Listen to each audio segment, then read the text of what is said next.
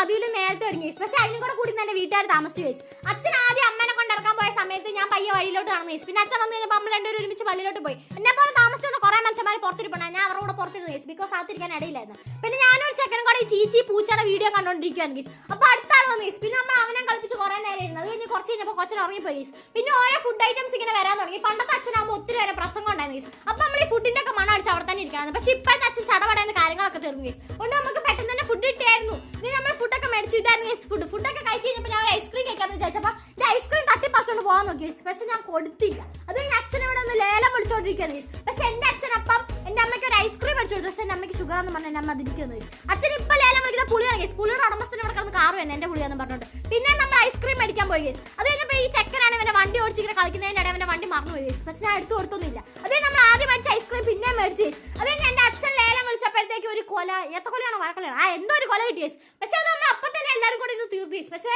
ഞാനൊരു ഇരട്ടപ്പഴം അത് നോക്കി വെച്ചിട്ടുണ്ടെങ്കിൽ ഗൈസ്. ഞാൻ അത് കയ്യിലെടുത്ത് വെച്ചേക്കുന്നു. എന്നെ അപ്പം കഴിക്കാൻ എന്റെ വയറ്റിൽ സ്ഥലമില്ല ഗൈസ്. പിന്നെ ഞാൻ ഏതോ ഒരു കൊച്ചിന്റെ ഈ സംഭവം ഇങ്ങനെ കറക്കിക്കൊണ്ടിരിക്കുന്നു ഗൈസ്. എന്നിട്ട് ഈ QR കോഡിനകത്തോട്ട് ആരും പൈസ അയക്കുന്നില്ല. നമ്മൾ അതിനകത്ത് കുറെ ഉപ്പൊക്കെ ഇട്ട് കുറെ മാങ്ങയൊക്കെ അവിടെ ഇരുന്ന് തിന്നു ഗൈസ്. പിന്നെ എന്റെ ഇരട്ടപ്പഴം എല്ലാവരും മോഷ്ടിക്കാൻ നോക്കിയപ്പോൾ ഞാൻ ഇരട്ടപ്പഴം എടുത്ത് തിന്നു ഗൈസ്. പിന്നെ നമ്മൾ കാപ്പി കുടിച്ചു. അത് കഴിഞ്ഞ് അച്ഛൻ കോടിയൊക്കെ താത്തി ഗൈസ്. അത് കഴിഞ്ഞിട്ട് പിന്നെ എല്ലാവരും ഫുൾ പണികളിലൊക്കെയാണ് ഗൈസ്. എന്റെ ക്യാമറ കണ്ടപ്പോൾ ഇവരുടെ പണി ചെയ്യാനായിട്ടുള്ള ആവേശം കൂടി ഗൈസ്. ഒരു മാത്സ് ടീച്ചർ അവിടെ ഒന്ന് വെള്ളം ഒഴിച്ച് കൊടുക്കുന്നുണ്ടില്ലേ. അത് നമ്മൾ പയ്യെ തിരിച്ചു പോകുന്നു ഗൈസ്. അപ്പോൾ ഇത്ര ബൈ ഗൈസ്. ഈ വീട്ടിൽ പോയിട്ട് ഒന്ന് സമാധാനമായിട്ട് കിടന്നുറങ്ങണം.